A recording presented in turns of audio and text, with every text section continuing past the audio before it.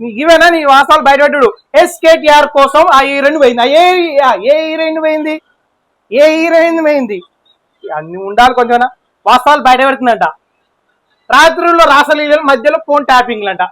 రాత్రిలో రాసలీల చేస్తున్నట్టు ఎవిడెన్స్ ఉందా నీ కాడ? మరి పెట్టు చూద్దాం. ఉండాలి కొంచెం బుద్ధి జ్ఞానంగా, చిత్తశుద్ధి ఉండాలి కొంచెమన్నా. మొత్తం టోటల్ ఆరోపణలు చేయడం అది కరెక్ట్ కాదు. మీరు చూపించే వీడియోల వల్ల, మీరు పెట్టే తంబ్లైన్ వల్ల బయట సమాజంలో ఏమనుకుంటారు?